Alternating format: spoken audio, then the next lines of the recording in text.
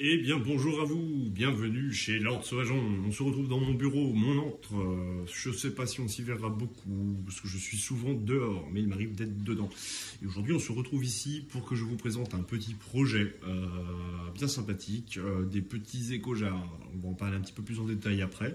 Là, tout de suite, je vais vous emmener dans les bois avec moi, parce qu'on va quand même toujours dans les bois, où on récolte une partie des biotopes qu'on va vouloir observer. À tout de suite. Pour illustrer mes propos, donc là on a un petit ruisseau. Alors pour la petite histoire, on n'est pas loin de chez moi, une zone où je me balade beaucoup. Et ce ruisseau est sec 95% de l'année. Et là, avec les fortes précipitations, il s'est rempli et coule depuis une semaine. J'ai déjà pu constater quelques petites présences de vie. Donc l'idée de... Je sais pas si vous m'entendez bien.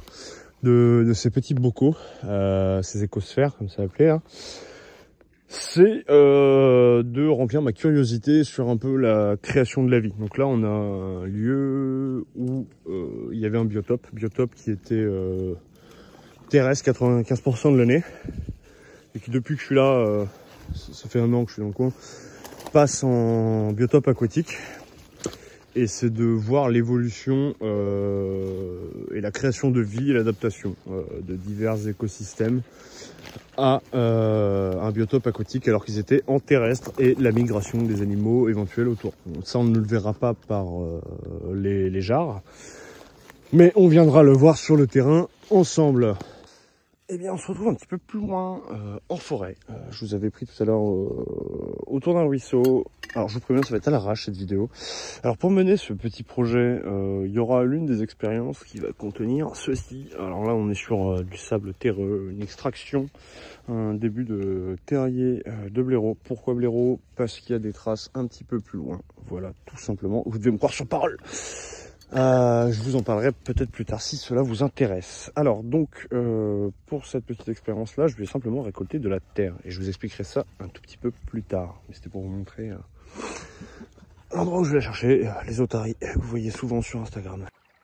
Alors du coup je vous retrouve au niveau de ce petit ruisseau. Je vais pas le nommer pour éviter que des gens viennent, c'est mon petit coin de paradis à moi.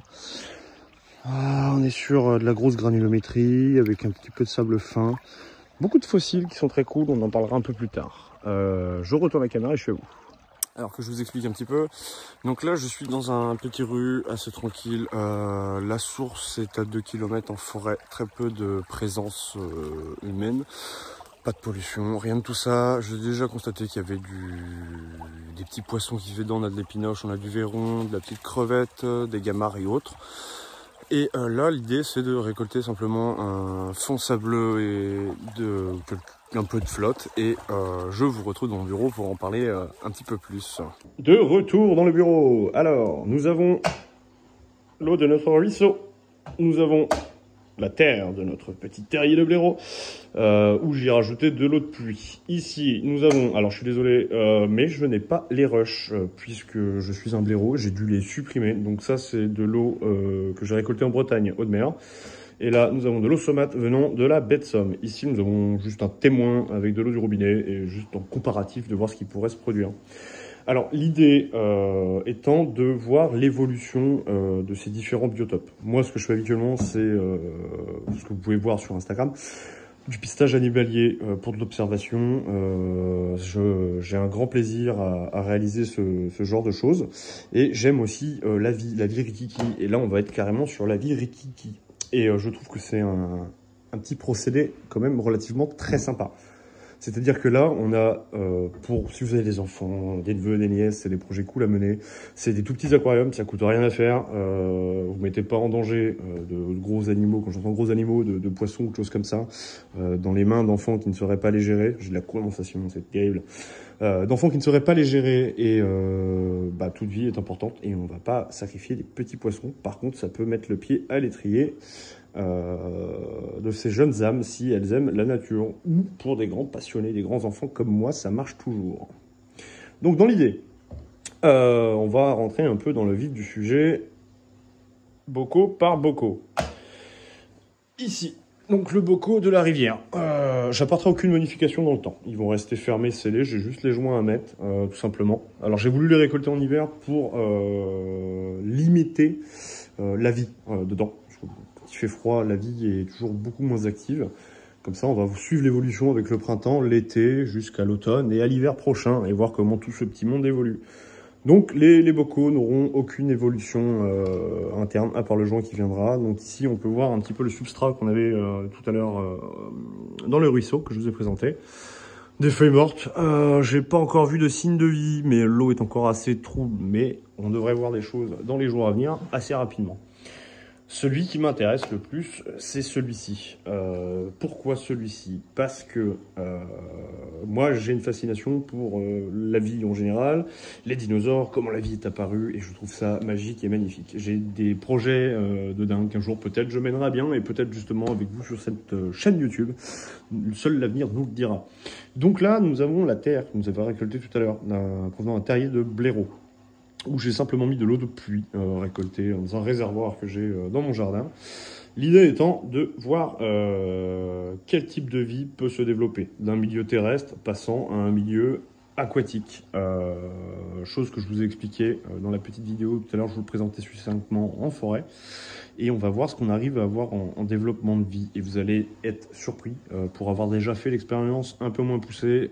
Il y a des choses assez folles qui se produisent dans des endroits où, enfin dans des endroits, dans des conditions dans lesquelles on ne s'y attend pas. Ensuite, l'eau de mer, l'eau bretonne. Alors pour l'eau de mer, on est sur du aller à 0,23. On est ouais à 33 grammes par litre à peu près de salinité qui varie toujours en fonction des mers, des océans et des pluies et de où on la récolte. Alors on a juste un tout petit fond sableux tout simplement. Et pareil, on va voir si des algues ou de la vie se développent là-dedans. Peut-être investir dans un petit microscope aussi pour essayer de présenter d'autres styles de vie. Et donc le saumâtre, même principe. Alors si vous ne connaissez pas le saumâtre, je vous invite à me mettre un petit commentaire pour me le dire. Et on refera une autre vidéo de retour dessus. Pour présenter ça succinctement, on la retrouve entre la mer et l'eau douce. Et ici, nous avons notre petit témoin, le témoin d'eau chlorée, la bonne eau de chez nous, la bonne eau chlorée du robinet, pleine de calcaire. Et ce qui est assez surprenant, c'est que la vie va s'y développer aussi. À voir dans quelles conditions la vie se développera le plus vite. Et si nous avons des formes qui se retrouvent, c'est ça qui est intéressant aussi de voir, c'est qu'on a souvent de la microfaune comme ça qui va se développer et en fin de compte qui est un petit peu des Highlanders. On peut les retrouver dans tous les milieux, les styles de vie, dans toutes les conditions. Et on va essayer d'observer tout ça ensemble. Alors, j'espère que cette petite vidéo vous a plu dans cet antre et que cette idée de suivre ces petits écosystèmes vous plaît. Si vous voulez en savoir plus, n'hésitez pas à aller dans la description, il y aura le lien de mon compte Instagram où je publie beaucoup plus de choses et beaucoup plus régulièrement. Je ne suis pas très bon en montage et vous allez le voir. Cette année, je vais essayer de faire un peu plus de vidéos, mais ça va beaucoup être de montage, de prise de vue au téléphone. On va essayer de faire des trucs un peu plus quali, un peu plus pro, mais il faut me laisser le temps de m'y faire. Donc j'espère que cette vidéo vous a plu les amis et je vous dis à bientôt pour la suite peut-être ou pour autre chose. Ciao!